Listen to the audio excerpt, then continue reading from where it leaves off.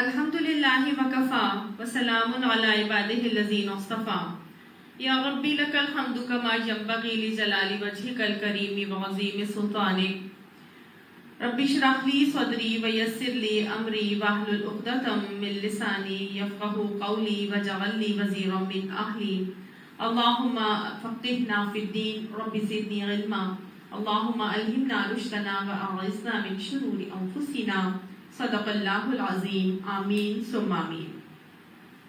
سورہ بنی اسرائیل۔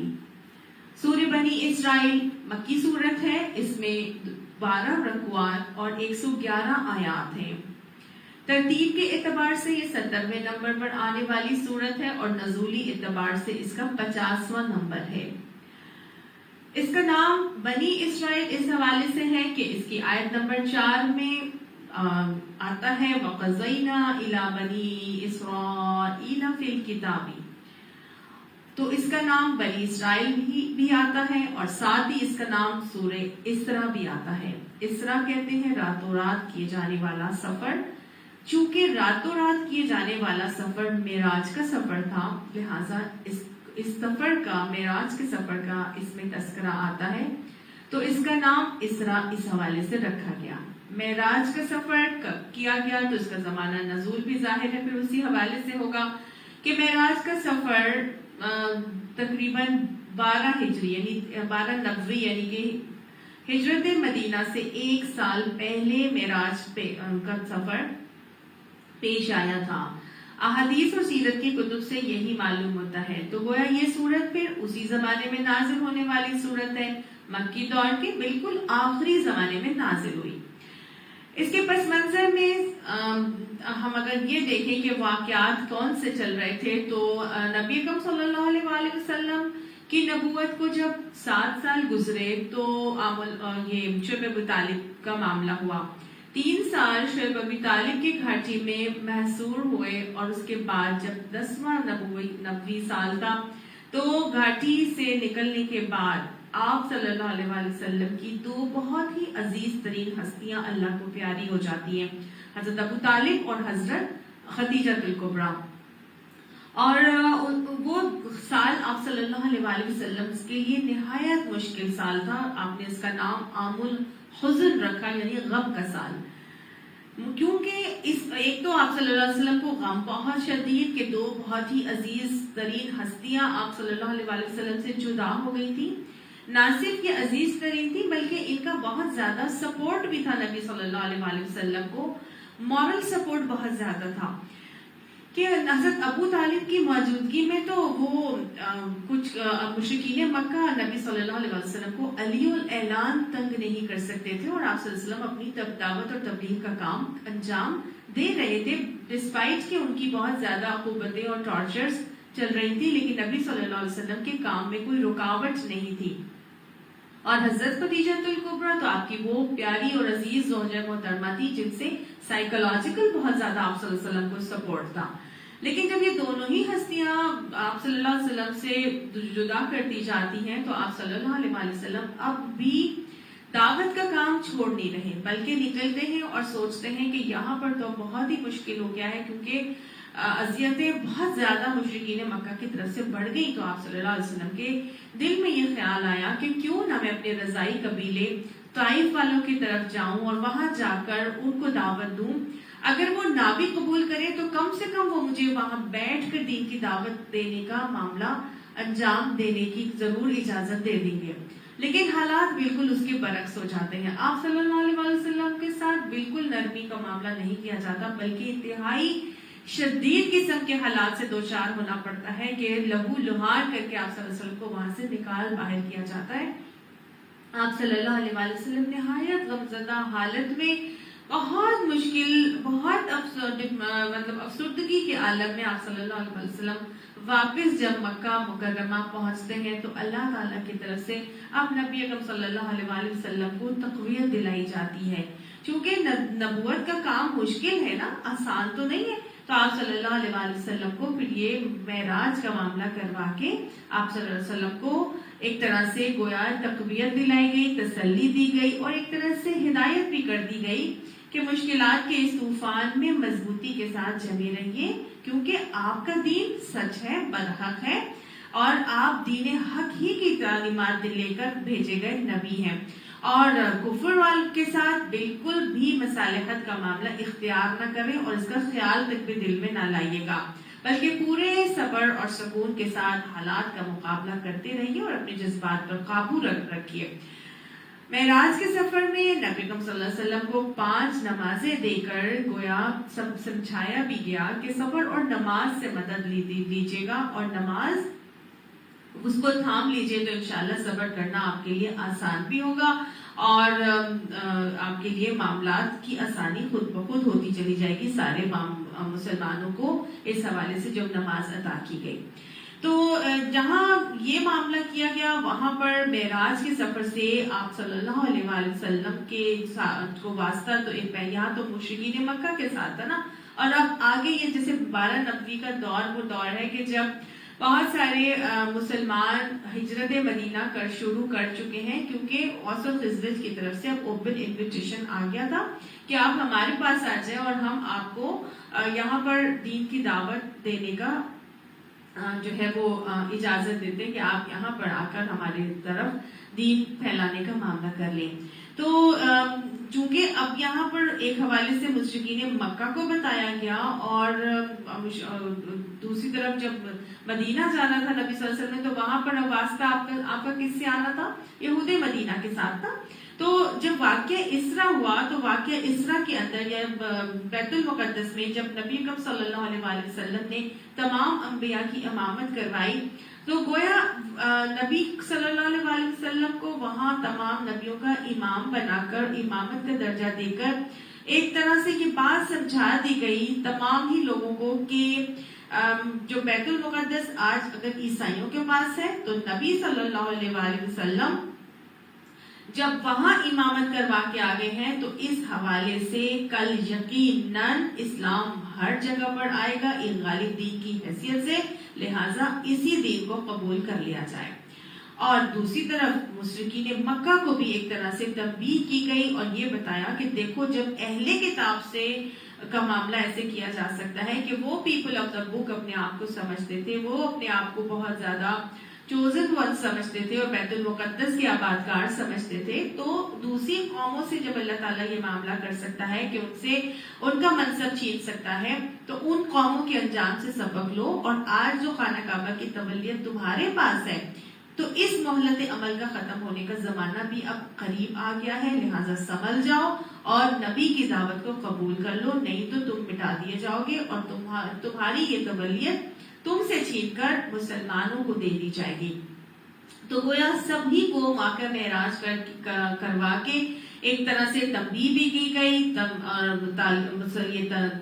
یہ مسلمانوں کو تسلی بھی دی گئی، اور ساتھ ساتھ اس میں تعلیم کا بھی پہلو جو ہے سورہ اسرائیل کے اندر نازل کیا گیا، سورہ بنی اسرائیل کے اندر کہ کچھ اخلاق کے بہترین معاملات اور اصول سکھائے گئے کہ دعوت محمدی صلی اللہ علیہ وآلہ وسلم کے جو اصول ہیں وہ بہت ہی بہترین اصول ہیں، اور یہی بیسیکلی اسلام کا منشور ہے اور اسلامی ریاست کے قیام سے کے لیے ضروری ہے۔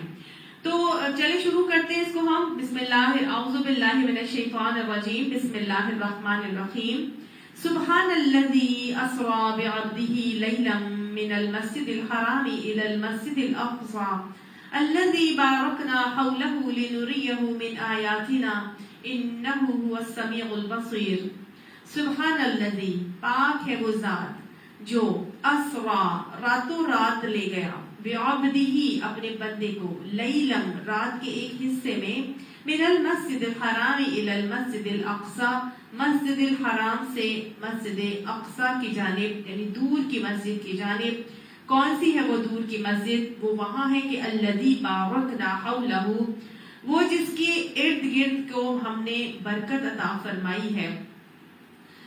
کیوں لے گیا؟ لنریہ من آیاتنا، تاکہ ہم دکھائیں اس کو اپنی نشانیوں میں سے، انہ هو السمیع البصیر، بے شک وہ سننے والا اور دیکھنے والا ہے۔ اللہ تعالیٰ نے شروع میں ہی پہلی ہی آیت میں واقع معراج کے سفر کا تذکرہ کیا ہے۔ واقع معراج کے سفر کے دو حصے ہیں. پہلا حصہ یہاں پر بتایا گیا ہے سورہ بنی اسرائیل کی آیت نمبر 1 کے اندر، اور یہ وہ حصہ ہے جو زمینی حصہ تھا، جو راتوں رات اللہ سبحانہ تعالیٰ رات کے ایک حصے میں، یعنی راتوں رات بھی پوری رات نہیں تھی بلکہ لیلم یعنی رات کے کچھ حصے میں اللہ سبحانہ تعالیٰ مسجد حرام یعنی خانہ کعبہ بیت اللہ سے لے کر آپ صلی اللہ علیہ وسلم کو کہاں لے گئے؟ مسجد اقصیٰ کی جانب. اور مسجد اقصیٰ کہاں تھی؟ الذی بارکنا حولہ، جو جس کے ارد گرد کو ہم نے برکت عطا فرمائی ہے. گویا فلسطین کا تذکرہ ہے کہ فلسطین کے ارد گرد علاقے کو اللہ نے برکت دی ہے، یہ برکت والی جگہ ہے، اور فلسطین میں بیت المقدس قائم ہے. تو اللہ سبحانہ تعالیٰ بیت المقدس کی طرف نبی صلی اللہ علیہ وسلم کو راتوں رات کے ایک حصے میں لے کر گئے تھے. یہ پہلا حصہ ہے معراج کا. معراج کا جو دوسرا حصہ ہے وہ ہے بیت المقدس سے آسمان دنیا کا سفر، اور آسمانوں کی دنیا کے بعد پھر اوپر کے 7 آسمانوں کے بعد سدرۃ المنتہا، اور پھر آگے نبی اللہ تعالیٰ سے ہم کلامی. یہ بلندی کا سفر ہے، اور اس کو ہم عروج کا سفر کہتے ہیں. معراج عرجہ سے نکلا ہے، عرجہ عروج بلندی کو کہتے ہیں اور سیڑھی کو بھی کہتے ہیں. بیت المقدس پر روایت سے پتہ چلتا ہے کہ سیڑھی لگائی گئی تھی جس پہ آپ صلی اللہ علیہ وسلم کو حضرت جبرائیل علیہ السلام اپنے ساتھ اوپر لے کر گئے تھے، اور پھر آگے اوپر کا سارا سفر کا معاملہ کروایا گیا. نبی صلی اللہ علیہ وسلم کو اس سفر میں بہت زیادہ مشاہدات کروائے گئے، جنت جہنم بھی دکھائی گئی، اور کچھ فضیلتوں کا معاملہ بھی ہوا. 25 مستند احادیث اس سفر کو بیان کرتی ہیں، اور جن کو بالکل جامع کر کے ہم ایک بنا کے ایک حصہ سا بنا لیں گے، اور پھر ہم اس کو دیکھیں گے کہ اس میں کیا ہوا تھا. اچھا، سفر کیسا تھا؟ کیا یہ جسمانی سفر تھا، یا یہ روحانی سفر تھا، یا یہ کوئی خواب کی ہی ایک کیفیت تھی یا مشاہدہ تھا جیسے کہ مراقبے وغیرہ میں یا کشف کے اندر ہوتا ہے؟ تو کچھ لوگ کہتے ہیں کہ یہ خواب کا سفر تھا، خواب کا مشاہدہ تھا.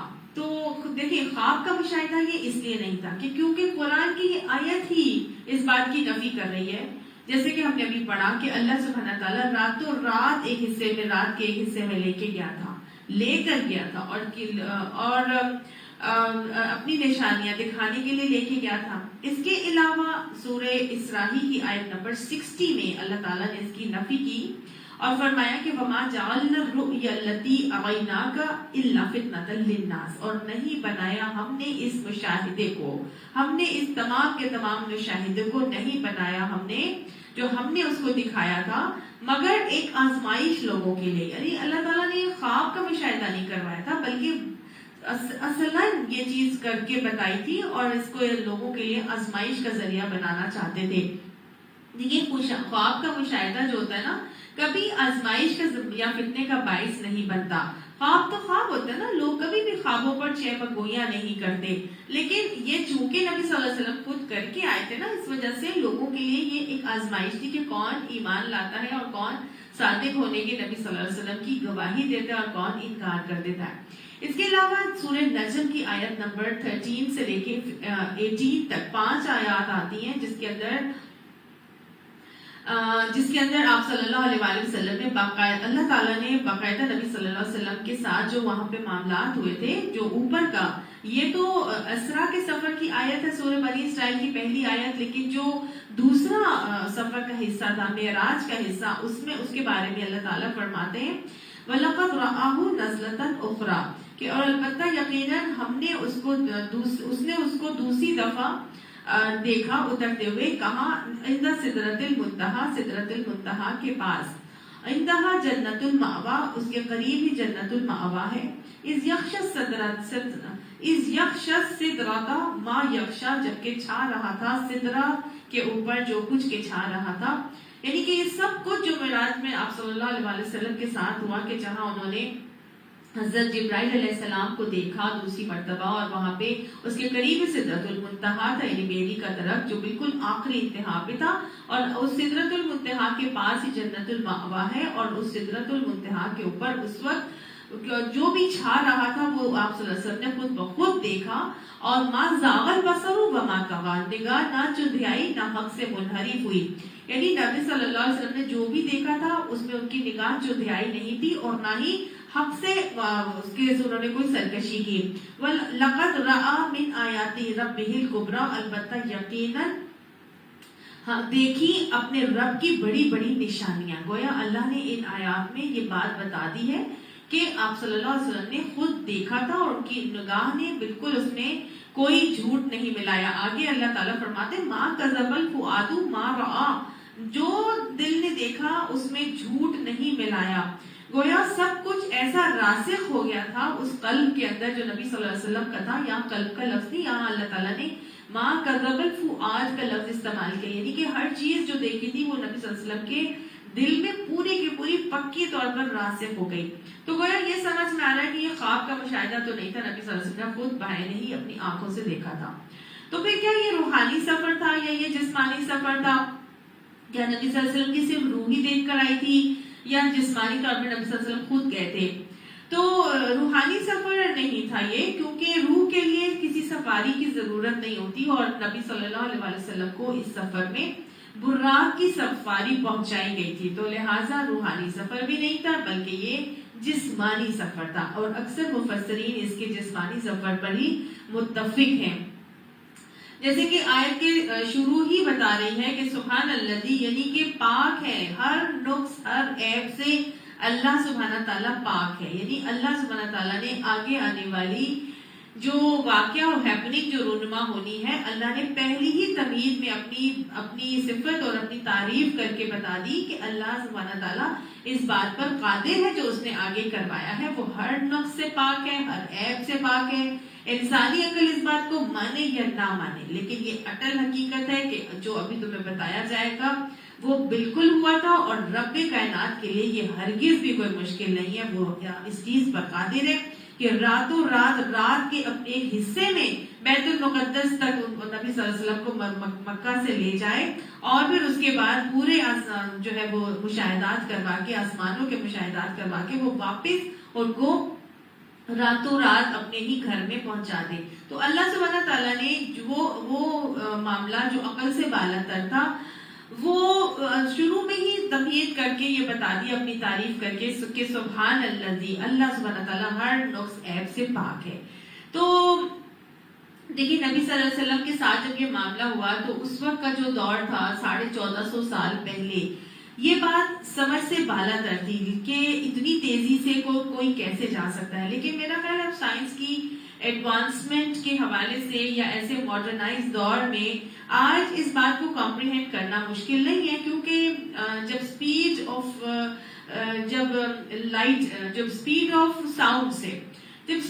ساؤنڈ سے زیادہ تیز ایک چیز بنائی گئی ہے جس کو ہم جہاز ایروپلینز کہتے ہیں، سپیڈ آف ساؤنڈ سے زیادہ تیز رفتاری سے یہ ٹریول کرتی ہے. آپ نے دیکھا ہوگا کہ جب ایروپلین جاتا ہے تو ہمارے اوپر سے گزر جاتا ہے اور بہت دور پہنچتا ہے تو ہمیں اس کی آواز آتی ہے. گویا اتنی دور پہنچنے کے بعد ہمیں اس کی آواز آتی ہے. اسپیڈ آف ساؤنڈ سے زیادہ تیز ٹریول کرتا ہے وہ. تو ایسی کوئی سواری اگر انسان اپنے ناقص علم کے ذریعے سے بنا سکتا ہے جو اتنی تیز ٹریول کرتی ہے اور سیکنڈز میں کہاں سے کہاں پہنچ جاتی ہے، تو اگر وہ جو الیکٹرک ٹرینز بنائی گئی ہیں وہ بھی کتنی تیزی سے جاتی ہے نا، تو اگر وہ لائٹ کی اسپیڈ پر کوئی چیز بنائی جائے، کوئی سواری بنائی جائے جو کہ آگے فیوچر میں بنائی جا ہی سکتی ہے، تو ایسی اگر جیسے کہ الیکٹرک ٹرینز بھی بنائی گئی ہیں وہ بھی بہت اسپیڈ سے چلتی ہیں، لیکن لائٹ آف اسپیڈ سے اگر یا اس سے تیز کوئی چیز بنائی جائے تو میرا خیال ہے کہ وہ اسی طرح سے ٹریول کر سکتی ہے اور اتنی ہی تیزی سے چلنے کا معاملہ اس میں ہو سکتا ہے. اور نبی صلی اللہ علیہ وسلم کو جس سواری بھی دی گئی تھی معراج کے سفر میں، اس کا نام براق آتا ہے، اور براق برق سے نکلا ہے. برق کیا ہے؟ بجلی. تو بجلی کی اسپیڈ سے تیز اگر کوئی سواری بنائی جائے، تیز چلنے والی سواری، تو شاید یہ بھی پاسبل ہو جائے. اور سائنس خصوصی طور پر اس پہ بہت زیادہ ریسرچ بھی کر رہی ہے، اور جو ٹائم مشین کا کانسیپٹ ہے وہ بالکل اس کے اوپر بیس کرتا ہے. انگلش موویز آتی ہیں بچوں کی، ہے کرونیکلز آف نارنیا ہے، نوبیتا کے کارٹونز آتے ہیں جس کے اندر ایک ٹائم مشین کا کانسیپٹ دیا گیا ہے اور اس میں بتایا گیا ہے کہ کس طرح وہ فیوچر میں یا پاسٹ میں جایا جا سکتا ہے. تو وہ واللہ عالم، اگر انسان کے پاس اتنا علم، جتنا علم ہے جو کہ اللہ تعالیٰ فرماتا ہے وَمَا أُوتِيتُم مِّنَ الْعِلْمِ إِلَّا قَلِيلًا، کہ تمہیں بہت قلیل علم اللہ تعالیٰ نے عطا فرمایا. تو اتنے قلیل اور ناقص علم ہونے کے باوجود بھی اگر یہ ٹائم مشین کا کانسیپٹ ایجاد کیا جا چکا ہے اور ساتھ ہی کہ فیوچر اور پاسٹ میں جایا جا سکتا ہے، تو واللہ عالم، اللہ سبحانہ تعالیٰ تو ہر چیز پر قادر ہے. اللہ نے شروع میں ہی بتا دیا کہ سبحان الذی، اللہ تعالیٰ ہر نقص سے پاک ہے، ہر عیب سے پاک ہے. تو پھر سمجھ میں یہ آیا کہ یہ جسمانی سفر ہی تھا اور یہ سواری کے اوپر ہی کیا گیا تھا. اور جسمانی سفر کے مختلف اور بھی بہت سارے دلائل موجود ہیں. اس کے ثبوت میں ایک تو یہ روایت آتی ہے کہ جب آپ صلی اللہ علیہ وسلم نے داہیہ بن خلیفہ کو 6 ہجری میں قیصر روم کے پاس بھیجا، تو ہرقل نے ملک شام میں عرب کے جتنے بھی تاجر آئے ہوئے تھے ان کو جمع کیا، اور ان میں ابو سفیان بن حرب بھی تھا. اس نے کہا کہ ابو سفیان بن حرب نے ہرقل کو کہا کہ میں آپ کے سامنے ایک ایسا واقعہ بیان کرتا ہوں کہ جس سے آپ پر یہ بات کھل جائے گی کہ محمد صلی اللہ علیہ وسلم جو ہے وہ جھوٹے ہیں. یعنی ابھی اس نے ایمان تو قبول نہیں کیا، مطلب نا وہ تو 8 ہجری میں فتح مکہ کے موقع پر کیا تھا. تو جب وہ قیصر روم کے ہرقل کے دربار میں پہنچا تو اس نے یہ بات کہہ کے اور اپنا واقعہ بیان کرنے لگا کہ ایک دن نبی صلی اللہ علیہ وسلم جو ہے حضرت محمد کو کہنے لگے کہ وہ رات کو مکہ سے چلے اور آپ کی مسجد یعنی بیت المقدس میں آئے، اور پھر واپس صبح سے پہلے ہی وہ مکہ بھی پہنچ گئے. تو جب وہ یہ بات کر رہے تھے تو حضرت ابو سفیان بن حرب جو انہوں نے بعد میں اسلام قبول کر لیا تھا، تو انہوں نے خود ہی یہ واقعہ سنایا تھا کہ جب میں نے یہ بات سنائی تو یہ قیصر روم کے دربار میں ایک شخص موجود تھا جو بیت المقدس کا پادری تھا. وہ فوراً بول اٹھا کہ یہ بالکل سچ بات ہے، مجھے اس رات کا علم ہے. تو قیصر نے تعجب سے اس کی طرف دیکھا اور ادب سے پوچھا کہ جناب آپ کو کیسے معلوم ہوا؟ تو اس نے کہا کہ سنیے، میری عادت تھی کہ میرا یہی کام تھا کہ جب تک مسجد کے تمام دروازے رات کو اپنے ہاتھ سے بند نہ کر لوں میں سوتا نہیں تھا. تو اس رات میں نے دروازے بند کرنا شروع کیے تو تمام دروازے بند کر دیے، مگر ایک دروازہ مجھ سے بند نہیں ہو سکا. میں نے بہت زور لگایا مگر کواڑ اپنی جگہ سے ہلا بھی نہیں، سرکا بھی نہیں. تو میں نے اسی وقت اپنے آدمیوں کو آواز دی اور ہم سب نے مل کر طاقت لگائی، لیکن سب کے سب ناکام رہے. تو گویا یہ معلوم ہو رہا تھا ہمیں کہ جیسے ہم کسی پہاڑ کو اس کی جگہ سے سرکانا چاہتے ہیں، لیکن وہ ہلا بھی نہیں اور بالکل بھی ٹس سے مس نہ ہوا. پھر کہتا ہے کہ میں نے ایک بڑھئی منگوائی، انہوں نے دیکھا اور بھالا اور ترکیبیں لڑائی اور کوششیں کی، لیکن وہ بھی ہار گئے اور کہنے لگے کہ بھائی صبح پر رکھو تو ہم صبح آ کے دیکھیں گے کہ اس دروازے کو کیسے بند کیا جائے. تو چنانچہ وہ دروازہ اس رات کھلا ہی رہا، دونوں کواڑ اس دروازے کے کھلے رہے. کہتے ہیں کہ میں صبح صبح اس دروازے کے پاس گیا تو میں نے دیکھا کہ اس کے پاس پتھر کی جو چٹان تھی اس میں ایک سوراخ ہے. تو ایسا معلوم ہوتا ہے کہ اس میں رات کو کسی نے جانور اپنا باندھا ہے اور اس کے اثر اور نشان بھی وہاں پر موجود تھے. تو وہ پادری کہتے ہیں کہ میں سمجھ گیا اور میں نے اسی وقت اپنی جماعت کے لوگوں سے کہا کہ آج کی رات کی ہماری مسجد کسی نبی کے لیے کھلی رکھی گئی ہے اور اس نے ضرور یہاں پر نماز ادا کی ہے. تو گویا نبی کریم صلی اللہ علیہ وسلم جب مسجد اقصی گئے تھے تو وہاں پر انہوں نے جا کے اپنی سواری براق کو ایک جگہ باندھا بھی تھا اور اس پتھر میں سوراخ اور اس کی پورے اثرات اور نشان وہاں پر موجود تھے. پھر امام ترمذی نے اپنی کتاب میں ایک روایت منشن کی ہے جو شداد بن اسود سے مروی ہے، اور اس میں آتا ہے کہ آپ صلی اللہ علیہ وسلم نے فرمایا کہ صبح سے پہلے میں اپنے اصحاب کے پاس مکہ مکرمہ پہنچ گیا اور میرے پاس ابو بکر آئے اور کہنے لگے کہ یا رسول اللہ صلی اللہ علیہ وسلم آپ رات کہاں تھے؟ جہاں جہاں خیال پہنچا میں نے سب جگہ تلاش کیا لیکن آپ نہیں ملے. میں نے کہا کہ میں تو رات بیت المقدس ہو آیا. تو وہ کہتے ہیں کہ ابو بکر صدیق کہتے ہیں کہ میں وہ تو یہاں سے مہینہ بھر کے فاصلے پر ہے. تو اچھا آپ وہاں کے کچھ نشانات تو بیان کیجئے. تو اللہ سبحانہ تعالیٰ نے فوراً میرے سامنے بیت المقدس کو کر دیا کہ ایسے ہو گیا کہ جیسے میں اس کو دیکھ رہا ہوں. اب جو بھی مجھ سے سوال ہوتا تو میں اس بیت المقدس کو دیکھ کر انہیں اس کا سوال کا جواب دے دیتا. تو ابو بکر نے پھر آگے سے کہا کہ میں گواہی دیتا ہوں کہ آپ اللہ کے رسول ہی ہیں. تو جب یہ بات قریش کو پہنچی تو قریش نے بہت ساری باتیں بنانی شروع کی کہ بھئی جہاں آنے جانے میں 2 مہینے لگتے ہو وہاں سے راتوں رات جانا اور آنا کیسے ممکن ہے؟ تو آپ صلی اللہ علیہ وآلہ وسلم نے پھر بتایا کہ دیکھو تمہارے قافلے کو میں نے فلاں فلاں مقام پر دیکھا ہے اور ان کا ایک اونٹ گم گیا تھا جسے فلاں شخص لے کر آیا تھا، اور اب وہ اتنے اتنے فاصلے پر ہے اور ایک منزل فلاں جگہ دوسری فلاں جگہ ہوگی اور وہ فلاں دن یہاں پر پہنچیں گے۔ تو ان کے قافلے میں ایک گندمی رنگ کا اونٹ بھی ہے جس پر سیاہ جھول پڑی ہے، 2 سیاہ بوریاں اس کے دونوں طرف لدی ہیں، اور لوگ بھاگے دوڑے اسی دن جب یہ بات نبی صلی اللہ علیہ وسلم نے بتائی تو لوگ بھاگے دوڑے اسی دن شہر کے باہر گئے کہ دیکھیں کہ کیا یہ باتیں سچ ہیں، تو دیکھا کہ قافلہ آ رہا ہے اور سب سے آگے وہی اونٹ تھا۔ ایک روایت میں یہ بھی آتا ہے کہ آپ صلی اللہ علیہ وسلم نے فرمایا کہ واپسی پر میں نے قریشیوں کے ایک قافلے کو دیکھا جو غلہ لاتے جا رہا تھا، اس میں ایک اونٹ تھا جس پر ایک سفید اور ایک سیاہ بورا تھا۔ جب آپ صلی اللہ علیہ وسلم اس کے قریب سے گزرے تو وہ چمک گیا اور مڑ گیا اور گر پڑا اور لنگڑا ہو گیا۔ تو جب وہ قافلہ آیا تو لوگوں نے قافلے والوں سے پوچھا کہ کوئی نئی بات تو نہیں ہوئی تھی؟ تو انہوں نے کہا کہ ہاں ہوئی تھی، اور انہوں نے بتائی کہ یہی بات ہوئی تھی۔ تو سوال یہ پیدا ہوتا ہے کہ آپ صلی اللہ علیہ وآلہ وسلم کو معراج کیوں کروائی گئی؟ ٹھیک ہے، میں نے آپ کو جیسے بتایا نا کہ یہ بہت مشکل دور تھا کہ نبی صلی اللہ علیہ وآلہ وسلم کے اوپر بڑی کٹھن آزمائشیں آ رہی تھی، اور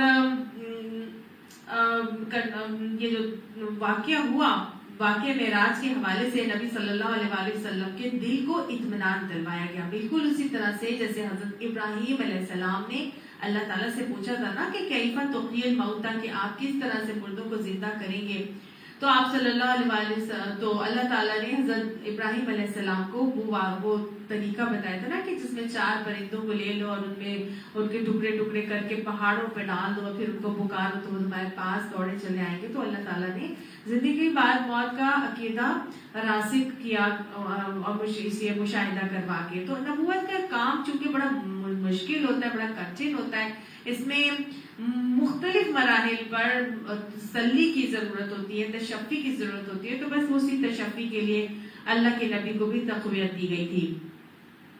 تو اس کی واقعہ معراج کی تفسیر میں اگر ہم دیکھیں تو صرف یہ نہیں ہے کہ ہم نے اس واقعے کو دیکھنا ہے کہ جی ہم یہ واقعہ کیا کیا ہوا تھا، اس واقعے کے اندر جو بھی مشاہدات کیے گئے یا کرائے گئے تو ہم نے ان تمام باتوں سے کچھ نہ کچھ اپنے لیے سبق سیکھنا ہے۔ اللہ کا بیسیکلی سبق سکھانا ہی مقصود تھا۔ اللہ حکیم ہے، اس کے ہر کام حکمت پر مبنی ہوتے ہیں، اور ہم دیکھیں گے تو واقعی میں ہمیں بہت سی حکمتیں ہمارے سامنے آئیں گی۔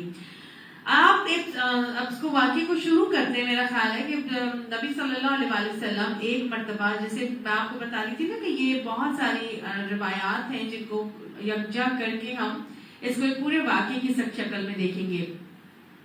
تو آپ صلی اللہ علیہ وآلہ وسلم ایک رات کی نماز کے بعد خانہ کعبہ کے پاس ہی ام ہانی کے گھر میں سو رہے تھے، تو حضرت جبرائیل علیہ السلام آئے اور ساتھ ہی ان کے میکائیل علیہ السلام بھی تھے۔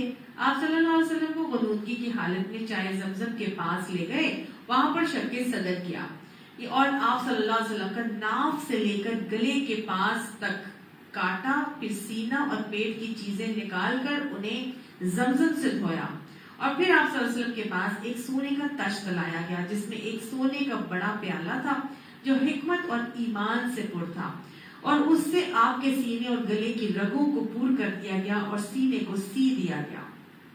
شق صدر یعنی سینے کو کاٹنے کا اور پھر یہ دھونے کا اور ایمان اور اس سے پور کر دینے کا معاملہ، شق صدر کا یہ معاملہ آپ واقع معراج کے علاوہ یعنی واقع ایک مرتبہ تو صحیح حدیث سے ثابت ہے، اور ویسے 3 سے 4 مرتبہ آپ صلی اللہ علیہ وسلم کی زندگی میں اس واقعے کا ہونا ثابت ہے۔ اس کو سمجھنا آج ہمارے لیے بالکل مشکل نہیں ہے۔ اس دور میں تو ٹھیک ہے یہ چیز کمپریہینڈ نہیں کی جا سکتی تھی کہ ایسا کیسے ہو سکتا ہے، لیکن جب انسان اپنے ناقص علم سے 18-20 سال کے تجربے میں یا 18-20 سال کا علم حاصل کر کے یہ کام ہمیں دائیں بائیں کرتا ہوا نظر آتا ہے، لیپروسکوپک سرجریز کے حوالے سے جو کارڈیک سرجریز ہوتی ہیں، اوپن ہارٹ سرجریز ہوتی ہیں، تو پھر اللہ سبحانہ تعالیٰ کے علم سے کیا جبرائیل علیہ السلام اگر ایسا کوئی عمل کر دیں تو کیا اس میں کوئی تعجب کی بات ہے؟ اللہ تعالیٰ ہمیں ایمان عطا فرمائے۔ تو اچھا جب شک صدر کا معاملہ ہو گیا تو آپ صلی اللہ علیہ وسلم کو اس کے بعد پھر براق کے پاس لے جایا گیا. یہ براق کیا ہے؟ یہ حدیث سے پتہ چلتا ہے کہ یہ گدھے سے اونچا اور خچر سے نیچا تھا، یعنی کہ گدھے سے تھوڑا سا اونچا اور خچر سے نیچا، آلموسٹ گھوڑے کے برابر، جو ایک ایک قدم اتنی دور رکھتا تھا جتنی دور اس کی نگاہ پہنچے، یعنی ایک ایک قدم اس کا اتنا دور پڑتا تھا. آپ صلی اللہ علیہ وسلم نے فرمایا کہ میں اس پر سوار ہوگا. جیسے ہی میں اس پر سوار ہوا تو وہ کسمسایا، وہ ہلا، تو حضرت جبرائیل علیہ السلام نے اس کو تھپکی دی اور کہا کہ کیا کر رہا ہے؟ واللہ تجھ پر آپ سے زیادہ نبی صلی اللہ علیہ وسلم سے پہلے آپ سے زیادہ بزرگ شخص کوئی اور سوار نہیں ہوا. گویا آپ صلی اللہ علیہ وسلم سے پہلے بھی براق پر کوئی سوار ہوتا تھا. تو براق پر کون سوار ہوتا تھا؟ تو جناب حضرت ابراہیم علیہ السلام فلسطین سے جب مکہ آیا کرتے تھے تو اللہ تعالیٰ ان کو یہی سواری براق عطا کرتے تھے اور وہ منٹوں میں سفر کر لیتے تھے. اسی طرح سلیمان علیہ السلام کا جو گھوڑا تھا وہ بھی آتا ہے، احادیث سے پتہ چلتا ہے، حضرت عائشہ کی روایت آتی ہے کہ سلیمان علیہ السلام کا پروں والا گھوڑا تھا. تو یہ جو براق ہے یہ بھی ایک پروں والا گھوڑا ہی تھا. تو بہرحال یہ براق کے ساتھ جب انہوں نے کہا کہ آپ سے زیادہ کوئی اور بزرگ شخص سوار نہیں ہوا اس کے اوپر، تو پھر ایک اور روایت میں یہ بھی ہے کہ جب میں براق پر حضرت جبرائیل علیہ السلام کی مائیت میں چلا تو پھر وہاں پر ایک جگہ آئی اور وہاں حضرت جبرائیل علیہ السلام نے آپ صلی اللہ علیہ وسلم کو فرمایا کہ یہاں اتر کر آپ نماز ادا کر لیں. تو جب میں نے وہاں نماز ادا کر لی تو حضرت جبرائیل نے کہا کہ آپ جانتے ہیں کہ یہ کون سی جگہ ہے؟ تو نبی صلی اللہ علیہ وسلم نے نفی میں سر ہلایا تو انہوں نے آگے سے کہا کہ یہ طیبہ ہے، یعنی مدینہ ہے، اور یہی ہجرت گاہ ہے، یعنی آپ ہجرت کر کے اس جگہ پر آئیں گے. تو گویا مسجد مدینہ تو طیبہ میں آپ صلی اللہ علیہ وسلم نے 2 نفل ادا کیے. اس کے بعد آپ نے فرمایا کہ مجھے طور سینہ دکھائی گئی اور میں نے پھر وہاں پہ 2 رکعت نماز پڑھی. پھر اس کے بعد مجھے بیت اللحم دکھایا گیا جہاں حضرت عیسیٰ علیہ السلام پیدا ہوئے تھے. آپ صلی اللہ علیہ وسلم نے وہاں پر بھی 2 رکعت نماز ادا کی. اور مدین میں وہ فرماتے ہیں کہ آپ صلی اللہ علیہ وسلم نے فرمایا کہ مجھے مدین میں اس جگہ میں نے نماز پڑھی جہاں درخت کے پاس حضرت موسیٰ علیہ السلام اللہ تعالیٰ سے ہم کلام ہونے کے لیے ٹھہرے تھے. تو گویا اس بات سے ہمیں یہ سمجھ میں آ رہا ہے کہ ریلیجس پلیسز پر جا کر 2 رکعت نفل نماز ادا کرنا این سنت نبی صلی اللہ علیہ وآلہ وسلم ہے.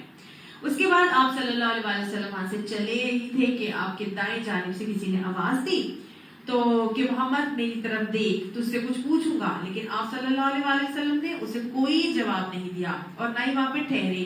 حضرت جبرائیل علیہ السلام نے بتایا کہ یہ یہودی تھا. آپ یہودیوں کی طرف مائل نہیں ہوئے، یہودیت کی طرف ہی بلکہ آپ مائل نہیں ہوئے. اسی طرح سے آپ تھوڑا سا اور آگے بڑھے تو بائیں جانب سے آواز آئی. آپ صلی اللہ علیہ وسلم وہاں بھی نہ ٹھہرے، اور وہ کون تھا؟ عیسائی تھا. اور نہ ہی آپ نے وہاں ٹھہرے نہ اس کو دیکھا. اگر آپ یہودی کی طرف یا عیسائی کی طرف مائل ہو جاتے تو حضرت جبرائیل علیہ السلام نے فرمایا کہ اگر آپ یہودی کی طرف مائل ہوتے تو آپ کی امت یہودی ہو جاتی. اور یہ بھی بتایا کہ اگر آپ نصرانی کی طرف مائل ہوتے تو آپ کی امت نصرانی ہو جاتی. تو گویا نبی صلی اللہ علیہ وسلم نے اپنے اس رویے سے مجھے اور آپ کو ایک اصول اور پیغام یہ دیا کہ یہود و نصارہ کی پکار پر لبیک نہیں کہنا اور نہ ہی ان کی چالوں پر، ان کی اگلیوں پر پپٹس بننا ہے، بلکہ انہیں کیا کہنا ہے؟ لکم دینکم ولی دین، تمہارے لیے تمہارا دین، میرے لیے میرا دین. اور یہی تو پیغام ہے ہمارے لیے معراج کا کہ ہم نے آج جو ان کے کھانے، لباس، ان کے تہوار، ان کے کلچر کو اپنا کے رکھا ہے اس کو بین کر دینا ہے ہم نے. کیونکہ نبی صلی اللہ علیہ وسلم نے فرما دیا تھا کہ من تشبہ بقوم فہو منہم. ہم معراج تو بڑا مناتے ہیں لیکن ہم یہ باتیں بھول ہی جاتے ہیں جو معراج کا اصل پیغام تھا. آگے بھی دیکھتے جائیے کیا کیا پیغام ہمیں ملتے جائیں گے نبی صلی اللہ علیہ وسلم کے ذریعے رویے سے. آپ صلی اللہ علیہ وسلم آگے بڑھے تو ایک عورت دیکھی، اور وہ عورت جو تھی وہ دنیا بھر کی زینت ایکوائر کیے ہوئے تھی اور باہیں کھولی کھڑی تھی.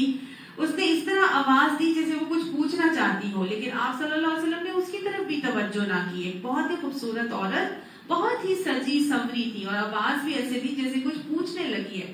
آپ صلی اللہ علیہ وسلم نے اس کی طرف بھی کوئی توجہ نہیں کی. گویا ہمیں سب کو، مردوں عورتوں سب کو یہ پیغام دے دیا کہ یغضوا من ابصارہم، اپنی نگاہوں کو جھکا لو، اگر تمہاری نگاہ کسی نامحرم پر پڑے گی یا ایسی جگہ پر یا ایسی چیز پر پڑے گی جس کو دیکھنا تمہارے لیے جائز نہیں ہے تو ان نگاہوں کو پھیر لیا کرو، اپنی نگاہوں کی حفاظت کیا کرو، اپنی نگاہوں کو ہر غیر محرموں کی طرف، ہر خوبصورت اور رعنائیوں والی چیزوں کے اوپر مت ڈالا کرو۔ تو جبرائیل علیہ السلام نے آپ صلی اللہ علیہ وسلم کے اس رویے کے بعد نبی صلی اللہ علیہ وسلم کو بتایا کہ یہ دنیا کی رعنائی تھی، اگر آپ اسے جواب دے دیتے یا وہاں پر ٹھہرتے تو آپ کی امت دنیا کو آخرت پر ترجیح دے کر گمراہ ہو جاتی۔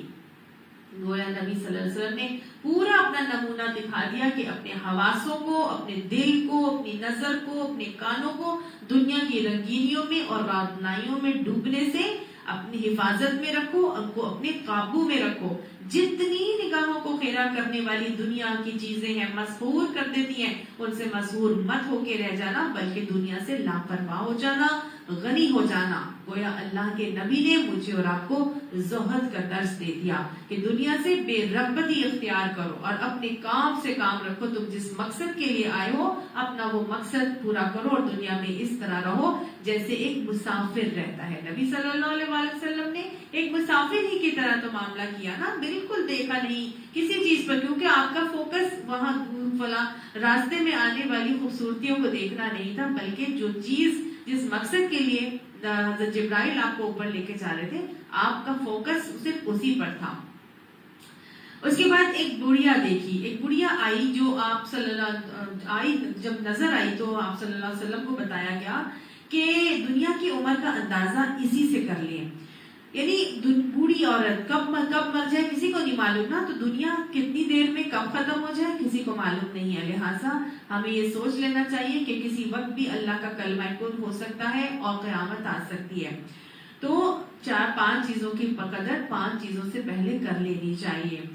صحت کی، بیماری سے پہلے، مالی تندرستی کی، مالی فراخی کی، مالی تندرستی سے پہلے، فرصت کی، مصروفیت سے پہلے، جوانی کی، بڑھاپے سے پہلے، اور زندگی کی موت سے پہلے قدر کر کے حساب لیجئے اپنا کہ اس سے پہلے کہ آپ کا حساب لیا جائے، اور نماز پڑھ لیجئے اس سے پہلے کہ آپ کی نماز جنازہ پڑھی جائے۔ اس کے بعد آپ صلی اللہ علیہ وسلم نے ایک اور شخص دیکھا جو آپ صلی اللہ علیہ وسلم کو اپنی طرف بلا رہا تھا۔ آپ صلی اللہ علیہ وسلم نے اس کی بھی طرف توجہ نہ کی۔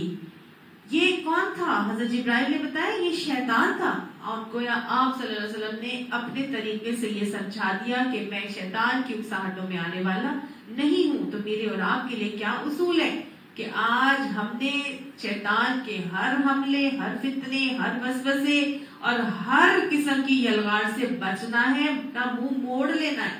آج ہر طرف شیطان، شیطانی چیلوں کی یلغار ہے۔ میرے اور آپ کے لیے معراج کا سفر یہ پیغام دے رہا ہے، اس سب پیغامات کو یاد کرنا ہے۔ لکھ لیجئے اپنے پاس تمام پیغامات، ہر قسم کے شیطان کے حملوں سے ہم وقت اپنے آپ کو محفوظ کر کے اس سے یلغار سے بچ کر چلنا ہے۔ اللہم انی اعوذ بک من الشیطان الرجیم۔ ابو داؤد میں آتا ہے کہ معراج والی رات جب میں موسیٰ علیہ السلام کی قبر سے گزرا تو میں نے وہاں انہیں نماز میں کھڑے ہوئے پایا۔ حضرت موسیٰ علیہ السلام کی قبر کے پاس سے گزرے تو ان کو نماز پڑھتے ہوئے دیکھا۔ انبیاء اپنی قبروں میں نماز پڑھ رہے ہوتے ہیں، وہم یصلون، یہ حدیث کا آتا ہے۔ حدیث میں آپ صلی اللہ علیہ وسلم نے فرمایا واللہ اعلم، ان کی نماز کی کیا کیفیت ہوتی ہے، وہ کس طرح انداز میں نماز پڑھتے ہیں۔ اس روایت سے بھی ہمیں پتہ چلتا ہے کہ حضرت موسیٰ علیہ السلام اپنی قبر میں نماز پڑھ رہے تھے۔ پھر جب راستے میں گزرتے ہوئے ایک جگہ سے خوشبو آئی تو حضور صلی اللہ علیہ وسلم نے حضرت جبرائیل سے پوچھا یہ کیسی خوشبو ہے؟ تو آپ کو جواب ملا کہ فرعون کی لڑکی یعنی کی خوشبو ہے، یعنی فرعون کی لڑکی یعنی اس کی فرعون کی جو بیٹی تھی اس کی ایک مشاطہ تھی، یعنی باندی تھی، وہ مسلمان ہو گئی تھی۔ جب وہ مسلمان ہوئی تو ایک مرتبہ اس کی کنگھی کر رہی تھی، اس کا اسلام چھپا ہوا تھا، وہ کنگھی کر رہی تھی تو کنگھی اس کے ہاتھ سے گر گئی، تو اس کی مشاطہ کے زبان سے کیا نکلا؟ اللہ اکبر۔ تو وہ لڑکی فرعون کی بیٹی کہنے لگی تم نے کس کو اللہ اکبر کہا؟ اکبر تو میرا والد ہے، وہ سب سے بڑا الہ ہے، تم نے کس کو بولا؟ تو پھر اس کا ایمان جو ہے وہ عیاں ہو گیا، ظاہر ہو گیا۔ فرعون کی بیٹی نے فرعون کو جا کے یہ بات بتا دی کہ یہ مشاطہ تو جو ہے یہ تو کسی اور کو الہ مانتی ہے اور اکبر کہتی ہے۔ تو فرعون جو کہ نہایت ظالم اور جابر تھا، اس نے اس باندی کو اس کے بچوں سمیت 2 اس کے شیرخوار بچے تھے، اس نے کڑائی تیل گرم کروایا، اس کے اندر اس نے کہا کہ تم مجھے کہو کہ میں اکبر ہوں، مجھے اپنا الہ مانو، تو وہ تو اللہ کو مان چکی تھی، وہ تو توحید کی قائل ہو چکی تھی، وہ اس نے مان کر نہ دیا، اس نے کڑائی کے اندر اس کے بچے کو تپتے ہوئے تیل میں ڈال کے کوئلہ بنا دیا، پھر دوسرا بچہ اسی طرح سے ڈالا اور اس عورت نے اپنی نظروں کے سامنے اس کو بچے کو کوئلہ بنتے ہوئے دیکھا، اور جیسے ہی روح پرواز کرتی ہے تو گویا وہ بچہ ایک طرح سے ماں کے دل کو تسلی دے کے جاتا ہے کہ اماں پریشان نہ ہونا، تو بھی ابھی ہم سے ملنے والی ہے اور ہم بہت اچھی جگہ پہ جا رہے ہیں۔ اس مشاطہ نے فرعون کو کہا کہ وَلَا تَمُوتُنَّ إِلَّا وَأَنْتُمْ مُسْلِمُونَ کا معاملہ کرتے ہوئے کہ تمہیں موت نہ آئے اس حال میں تم مسلم ہو۔ اس نے کہا ٹھیک ہے مجھے بھی تم اس میں کڑائی میں ڈال دو، لیکن ایک میری تم سے ریکویسٹ ہے، اور تم یہ کرنا کہ جب ہم سب مر کے کوئلہ ہو جائیں گے جل کے، تو تم ہماری ہڈیوں کو لے کے ایک جگہ دفنا دینا، تمام میرے بچوں سمیت میری ہڈیوں کو دفنانا۔ تو وہ جگہ تھی جہاں پر اس فرعون نے اس مشاطہ کے بچوں سمیت اس کی ہڈیوں کو دفنوایا تھا۔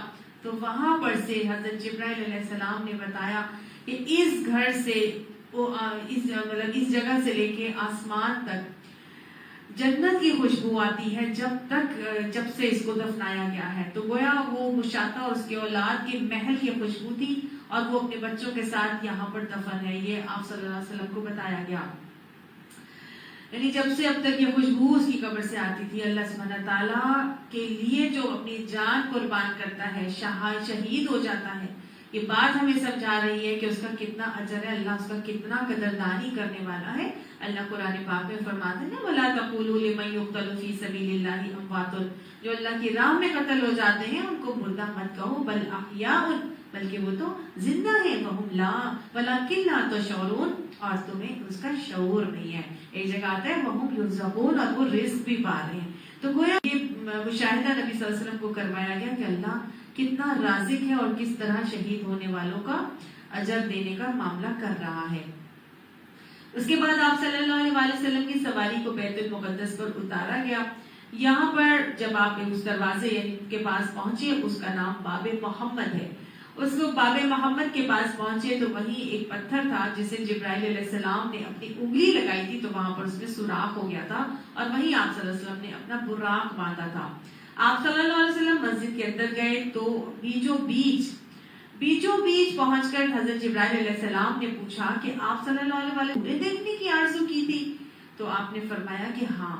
تو آپ کو حضرت جبرائیل نے کہا کہ آئیے، وہ یہ ہیں، اور وہ صخرہ کے پاس بائیں جانب بیٹھی ہوئی تھی۔ آپ صلی اللہ علیہ وسلم نے حوروں کو سلام کیا اور سب نے انہیں جواب دیا، اور آپ صلی اللہ علیہ وسلم نے چند باتیں بھی کی۔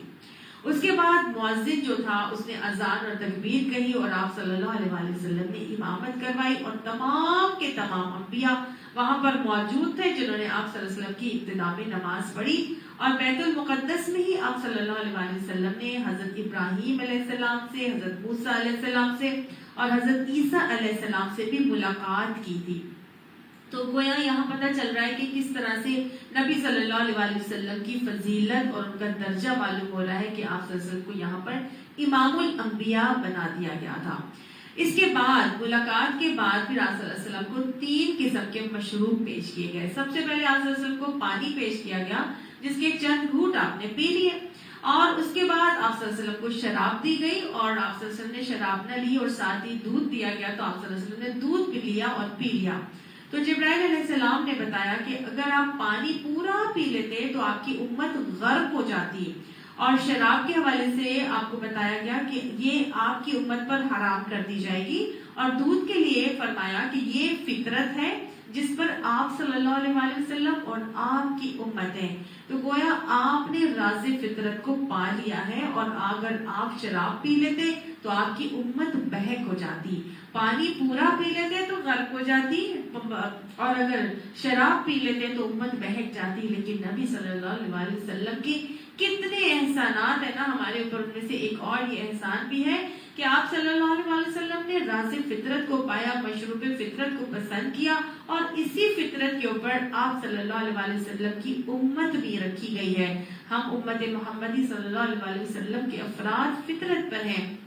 اور اللہ کے نبی نے فرمایا ہر مسلمان ہر انسان اپنی فطرت پر پیدا ہوتا ہے اور اس کے والدین اس کو بعد میں یہودی یا نصرانی بناتے ہیں. تو فطرت نبی صلی اللہ علیہ وسلم فطرت ہے انسان کی، اور وہی دین فطرت کو پا لیتے ہیں اور دین فطرت کو قبول کرتے ہیں وہی لوگ جو اپنی فطرت پر ہوتے ہیں.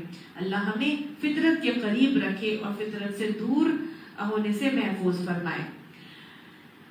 گویا آپ صلی اللہ علیہ وسلم نے اپنے اس رویے سے ایک اور بات مجھے اور آپ کو یہ سمجھائی کہ اپنی امت کو بھی قیامت تک کے لیے یہ بات سمجھا دی کہ سے نو ٹو شراب کو ہر حال میں منع کرنا ہے، چاہے وہ آفر ہو رہی ہو یا رکھی جائے یا پیش کی جائے.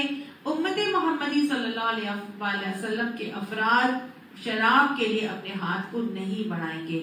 اور نبی صلی اللہ علیہ وسلم نے یہ بھی فرما دیا تھا کہ جس دسترخوان پر شراب رکھی جائے وہاں پر کھانا ہی حرام ہے. تو امت محمدی صلی اللہ علیہ وسلم کے افراد کیا کریں گے؟ وہ شراب سے حتی الامکان دور رہیں گے.